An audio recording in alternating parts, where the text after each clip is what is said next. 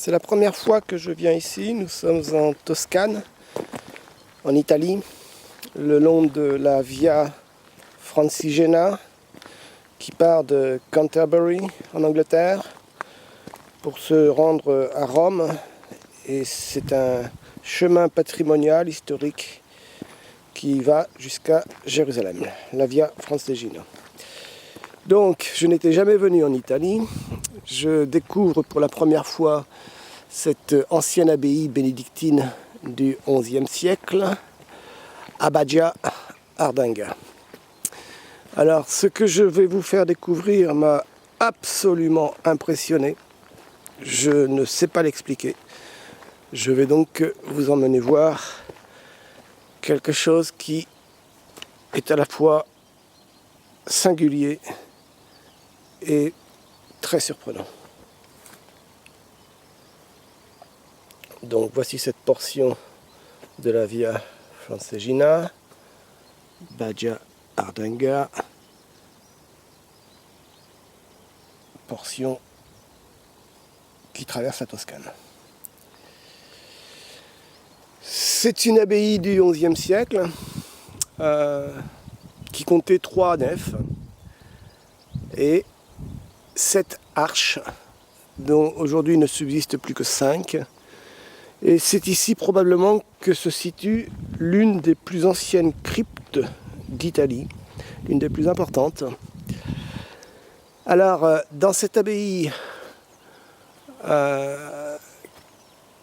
probablement construite au début du XIe siècle, dont les informations parviennent en 1213,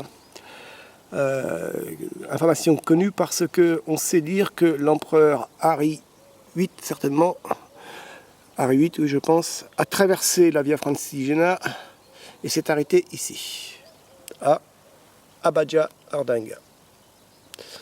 Maintenant, allons voir, allons découvrir quelque chose d'absolument hallucinant. Je ne sais pas l'expliquer. Comme vous le savez, je fais depuis des années rassembler des sables des mers du monde. Je demande à qui veut se faire photographier et prélever 2 poignées de sable.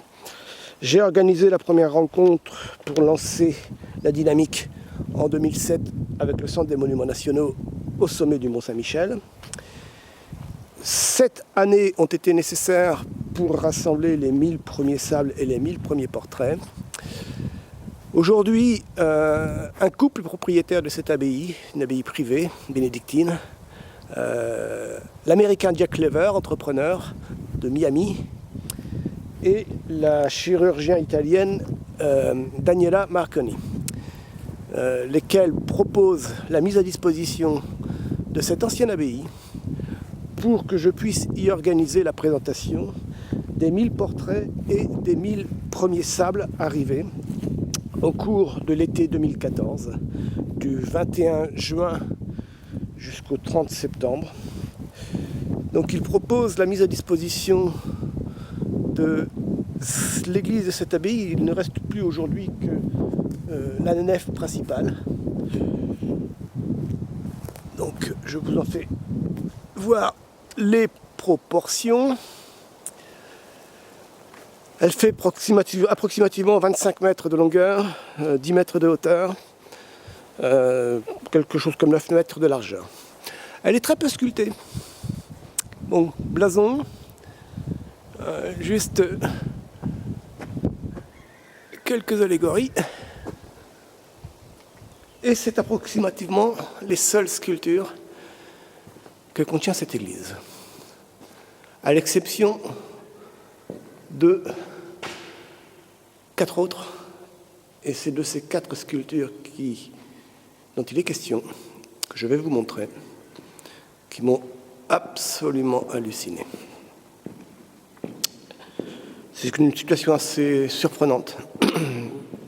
Bon, je pose ici ma crédentiale. Comme vous le savez, j'ai marché 5000 km le long des chemins de Saint-Jacques-de-Compostelle, depuis le sommet du Mont Saint-Michel jusqu'à Compostelle par la côte, et puis ensuite depuis Lisbonne, Fatima, jusqu'à Santiago, clôture de 5000 km à pied.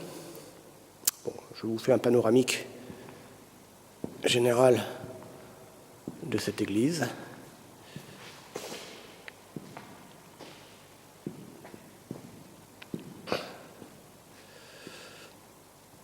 Alors, je vais prendre un cierge avec moi parce que je vais avoir besoin de lumière pour vous montrer cette chose absolument hallucinante. J'ai découvert cela lorsque Jack Lever, Daniela Marconi et Roberta Borchetta m'ont amené pour la première fois visiter cette crypte. Donc, comme vous le savez, je fais photographier les sables à chaque fois que je les reçois dans le creux de ma main. Mes doigts possèdent 4 bagues. Ce sont les bagues de mes origines celtiques. Alors, je vais vous montrer mes bagues. Vous les connaissez déjà à travers les sables. Donc, la vague, je vous laisse les observer très précisément. Et maintenant, regardez ce qui se passe, ce que j'ai découvert. Donc, il y a extrêmement peu de sculptures, sauf à cet endroit. Et là, j'ai tout simplement découvert les symboles de mes bagues.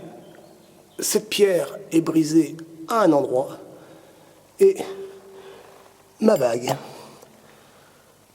est également brisée au même endroit. Je ne sais absolument pas expliquer ce qui se passe là. Les autres symboles sont ici.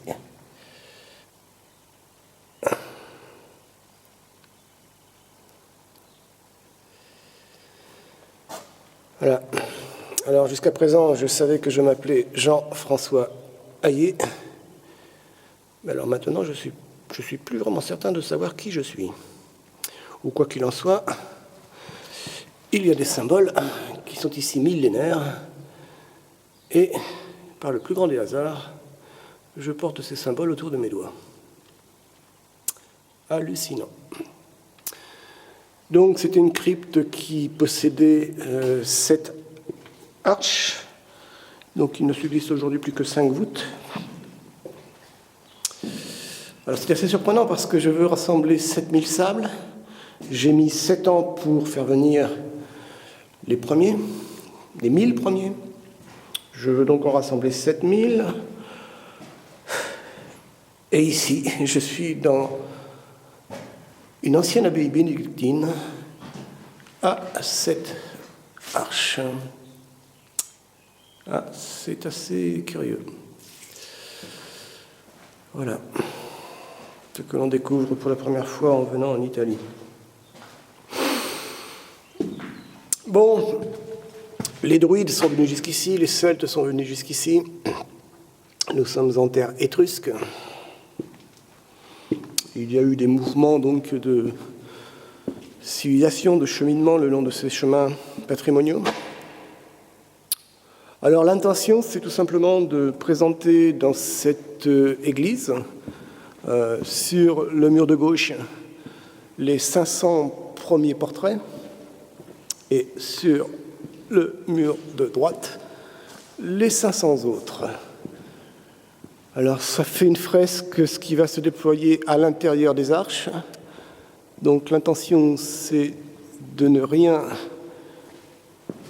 détériorer en aucune manière, s'étendre du câble d'acier au sommet des colonnes, de façon à venir suspendre sur 5 niveaux, ou à peu près 5 niveaux, je pense, l'ensemble des portraits, de dérouler un tapis rouge depuis l'entrée de cette église, dérouler un tapis rouge jusqu'à l'autel, d'aligner de façon une table de 15 mètres de longueur de façon à présenter en entrant la maquette du projet Le Solitaire des Marais, ce pourquoi ces sables se rassemblent, les 1000 premiers prélèvements sur 15 mètres de longueur, et au pourtour de l'église, de l'intérieur de l'église.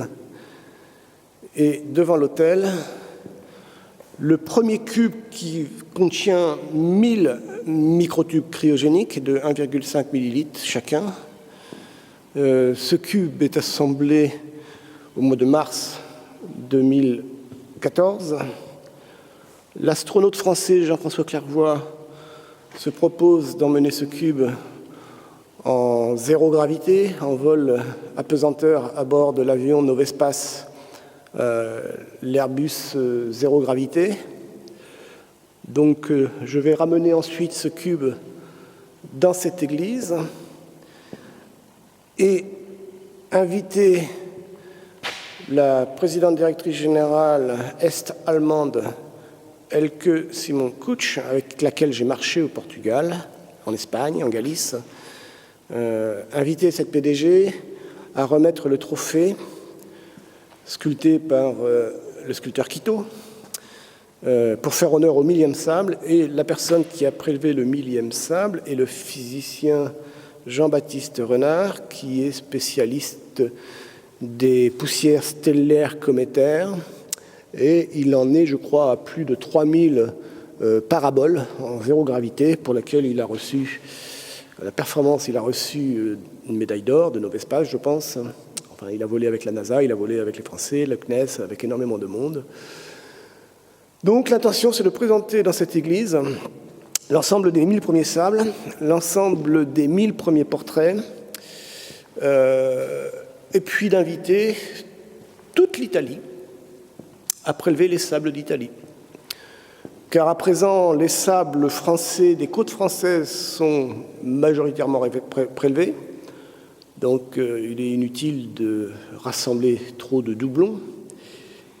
Alors je vais chercher à l'issue de cette présentation en Italie la manière de catapulter la logistique du solitaire des marais pour venir chercher un endroit, un lieu où continuer jusqu'à 2000, 3000 prélèvements, jusqu'à ce que tous les prélèvements italiens soient rassemblés et trouver la logistique de façon à arriver le plus rapidement possible à 7000.